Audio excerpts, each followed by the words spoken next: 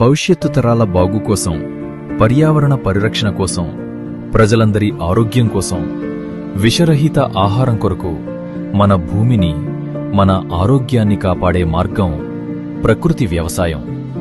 రసాయనాలు లేని వ్యవసాయం భూమిలోని సూక్ష్మజీవులు, వానపాములు రక్షించబడతాయి.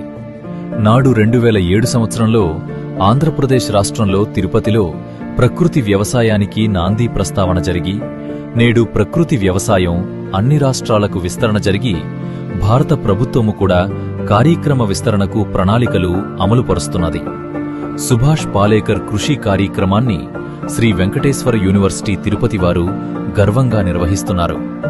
సుభాష్ పాలేకర్ కృషిపై 5 రోజుల జాతీయ వర్క్షాపు సహజ వ్యవసాయ పితామహుడు పద్మశ్రీ సుభాష్ పాలేకర్ గారి నుండి ప్రత్యక్ష శిక్షణ జరుగుతుంది.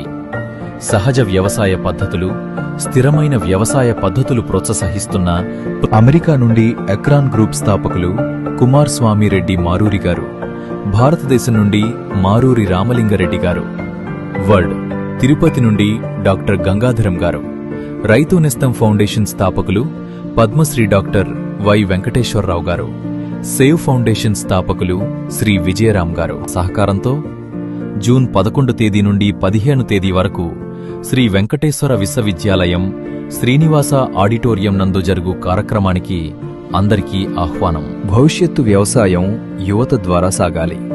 ప్రతి గ్రామ పంచాయతీ నుంచి కనీసము 10 మంది యువకులు హాజరు కావాలి. మరియు సాఫ్ట్వేర్ రంగములో ఉన్న యువత భవిష్యత్తు వ్యవసాయ ప్రణాళిక నిర్మాణం కొరకు ఈ కార్యక్రమము ఎంతో ఉపయోగము. కావున అందరూ మే 30, 2026 తేదీలోపు నమోదు చేసుకోవాలి. రిజిస్ట్రేషన్ ఫీజు 1500 రూపాయలు. పరిమిత సీట్లు మాత్రమే. ఇప్పుడే నమోదు చేసుకోండి. క్రింద ఉన్న నంబర్లను సంప్రదించండి. ప్రకృతి వ్యవసాయ ఉద్యమంలో భాగస్వాములు కండి. భవిష్యత్ తరాలకు ఆరోగ్యమైన భూమిని అందిద్దాం.